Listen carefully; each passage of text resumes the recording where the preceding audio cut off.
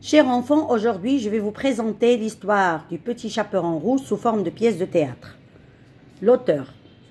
Une petite fille porte toujours un bonnet rouge sur sa tête, c'est pourquoi on l'appelle chaperon rouge. Un jour, sa grand-mère tombe malade, alors sa maman lui demande de lui apporter un panier plein de galettes et de beurre.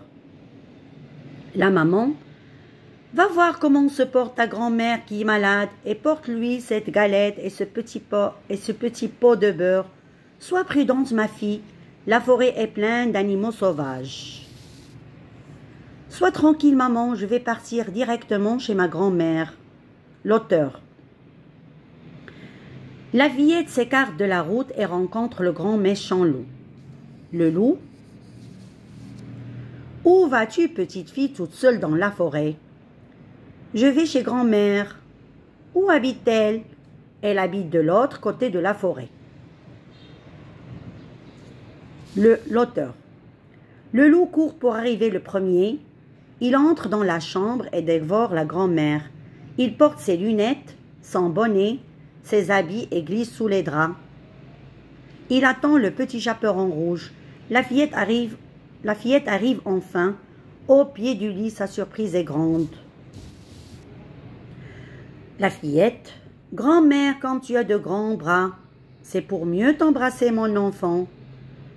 Grand-mère, quand tu as de grandes jambes, dit la fillette, c'est pour mieux courir, mon enfant. La fillette. Grand-mère, quand tu as de grandes oreilles, c'est pour mieux t'écouter, mon enfant. Grand-mère, quand tu as de grands yeux, c'est pour mieux te voir, mon enfant, dit le loup.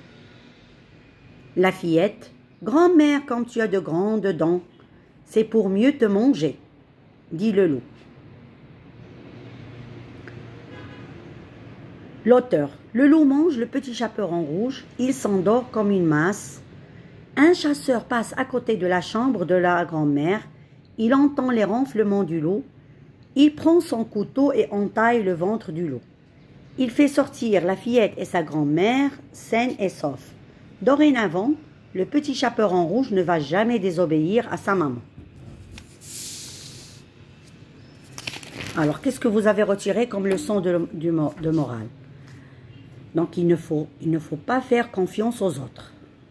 Il faut se méfier des inconnus. Il y a des gens qui ont une bonne foi et d'autres qui ont une mauvaise foi. Le petit chaperon rouge est une fille qui est naïve. Elle a fait confiance au loup. Elle était imprudente. Elle lui a fait confiance. Elle a désobéi à sa maman. Donc, on ne peut pas faire confiance aux inconnus. Il faut surtout bien connaître la personne pour lui faire confiance. Et il ne faut jamais désobéir à nos parents.